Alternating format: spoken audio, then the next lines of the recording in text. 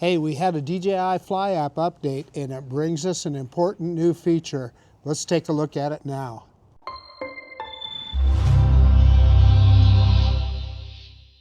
Hey everybody, Marcus here with the Idaho Quadcopter channel.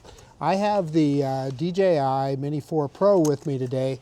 It's kind of a blustery, wintry, early spring day here in Idaho. Anyway, we got some pretty good wind, but I think the little Mini 4 Pro is going to be able to handle it okay. We do have some sunshine, so it's going to be good. What are we talking about here today? Well, we had Fly app, and I'm looking at my phone right now, Fly app version 1.16.4. What's new? And I'm just going to read it. Adds support for manually updating Homepoint when one tap return to home pop-up appears.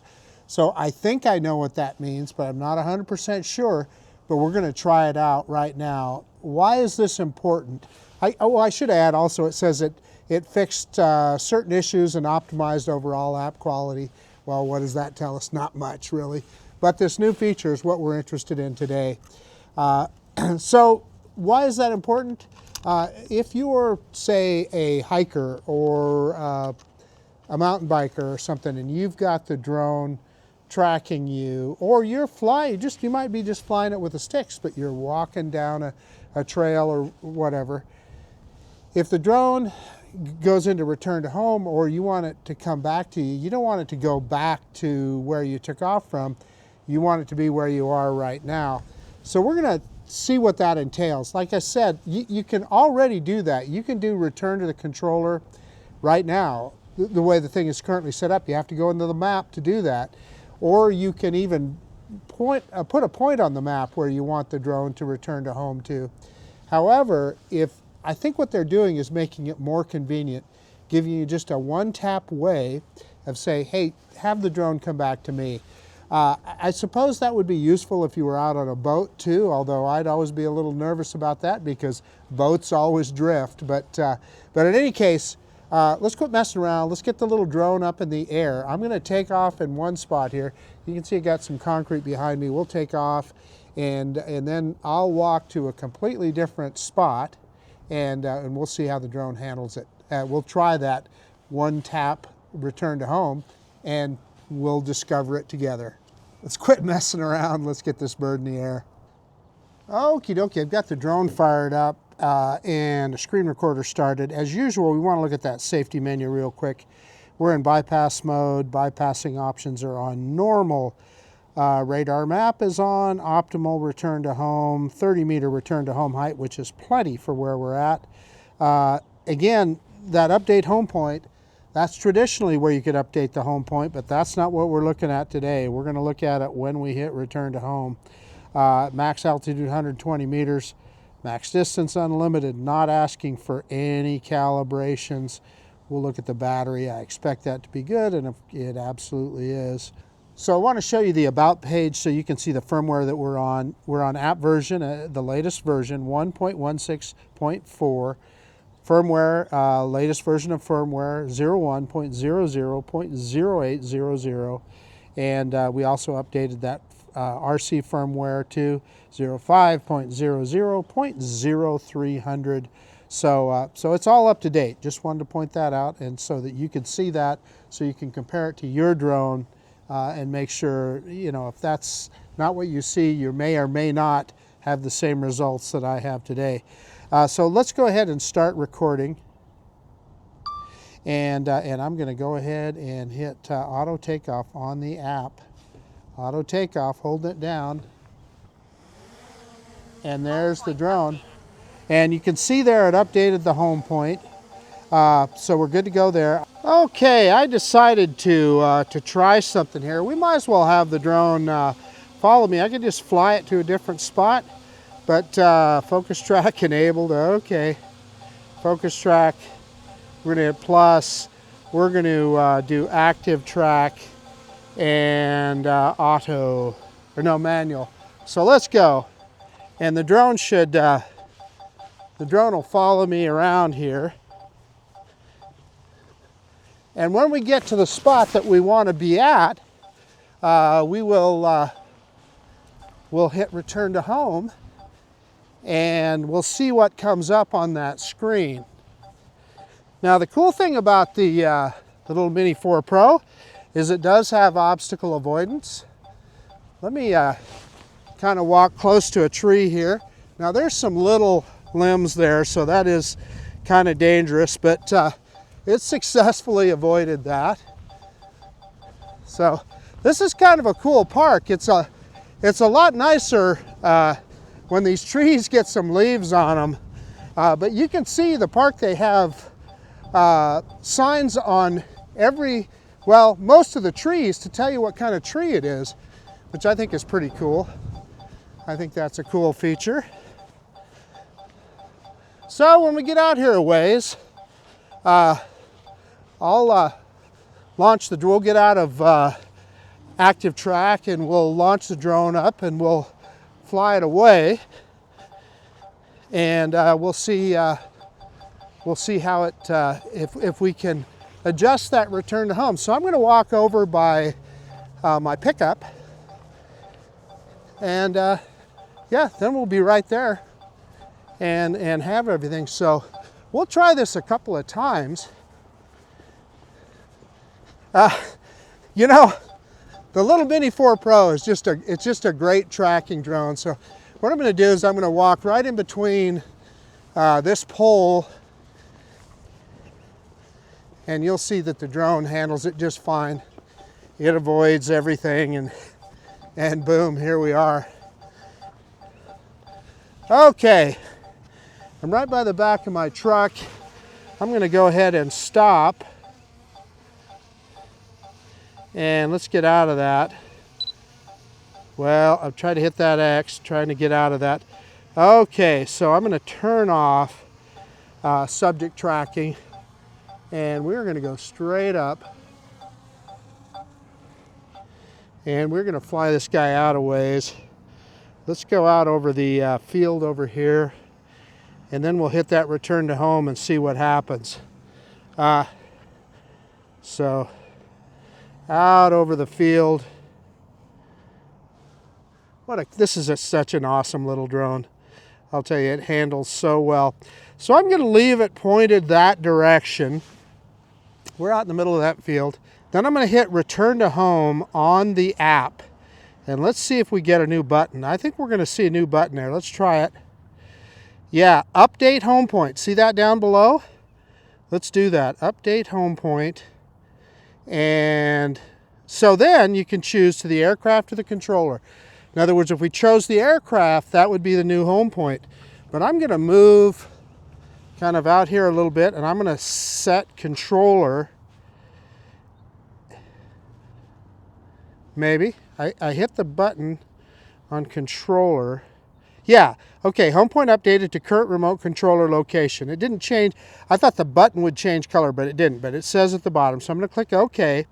Homepoint updated. Yeah, and now it tells us Homepoint updated. Let's hit return to home, like you normally would. And it should come right back to where I'm at here. And it is climbing in altitude a little bit. We've got that optimized return to home. And let's just see here. I hear the drone above me. It's battling the wind pretty good. Let's see if it drops that camera down. Yeah, there it does. Yeah, so it's going to be pretty close here. I'm not going to let it land on that curb. Yeah, it looks like it's going to be a little bit in the grass there. So it's kind of, I'm going to say the drone is about 10 feet ahead of me there. It picked up the camera there. So it's going to be a little bit in the grass. You can see me standing here. So it's right just off the edge of the sidewalk in the grass. So, okay, close enough, right? I set it on the bed of the pickup so I could talk to you.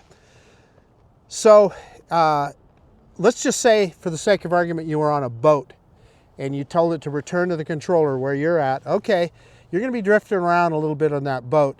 So it's going to come back in your general direction. My advice to you would be to Okay, once you see the drone, cancel that return to home and land it manually. In fact, you know, 90% of the cases, that's what you're going to want to do.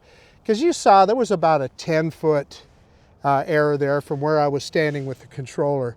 So, but it's pretty darn close, and that's a handy feature. Basically all they did, you could do that manually all along, but this just puts it right there on that return to home panel, so it's a lot easier to do. So, okay, let's take off again and let's walk back out to that same spot, and we're going to try it one more time. We can just take off right off the bed of the pickup here, so let's go ahead and hit takeoff. Takeoff. Takeoff. And Homepoint updated. rather than have it follow me, we're just going to do a little flyabout while I walk back that direction. So you can see the picnic shelter. Well, in fact, we'll fly towards it. You can see the picnic shelter where we originally took off, right down there. So we'll see if we can get it to come back there. I'm just on my way walking back. It is way windier, and I haven't copied UAV forecast. I will make sure I get that done, and you will have already seen it on the screen, but I think it said 26-mile-an-hour gusts. So, but yesterday it was like 40-some-mile-an-hour gusts. So it was way, way windier yesterday. I wanted to fly yesterday, but you know, discretion is the better part of valor. Okay, let's move around here, and maybe we can go out over the main part of the park and the ponds over there. Let's hit that. You can see the ponds. I was walking out there earlier, and it's windy enough that if you're walking beside the pond, you definitely feel the water from those fountains sprays you in the face. So, okay, we're going to get all the way out there, and then I'm going to change. I'm going to go back to that same spot I was at. I'm going to set up the action camera so that you can see the landing and show that to you. Drop that camera down just a little bit. Okay, so I am back at that spot that we originally took off from. Give me a second to set up the camera, and then we'll hit return to home. Okay, I kind of stepped out here a ways to make sure I cleared the overhang on the picnic shelter. So let's hit return to home on the controller and update return to home. Again, we're going to hit controller, and then you saw at the bottom there it says Homepoint updated to current remote controller location. And by the way, I also said that it said, just like you can do in the other part of the app, you can drag the map around and you can set your own return to home position. But let's click OK, and let's do, and it tells us it updated return to home. And let's click return to home. And here she comes. This is such a great feature, and it really is nothing new. However, they just made it more convenient, right? They just added it to that return to home screen. So it's just so much easier for you to do. You can just make that choice once you hit the return to home button. And again, if you're a hiker, mountain biker, on a boat or something, in particular, I can see where that would really be handy. So it'll drop the camera here in a second, and we'll see how accurate it is. Yeah, so it's out there a ways. I am not going, I'll hit pause if it looks like it's going to hit that. Yeah. Okay. I'm watching it here. Hopefully you guys see that. Yeah, I stopped it because I didn't want it to hit on the edge of that picnic table. But let's turn it around here, and we'll bring it back and we'll land it on the concrete. So sit down here. Let's just fly this guy back so you can see. Again, that was about probably you know, 6 to 10 feet away from where I was with the controller.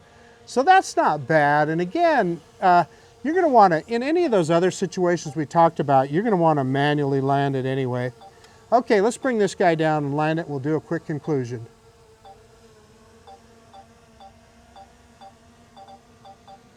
Landing. Okie dokie, the DJI Mini 4 Pro just remains one of my favorite, one of the all-time best drones DJI ever made. Really enjoy this little guy.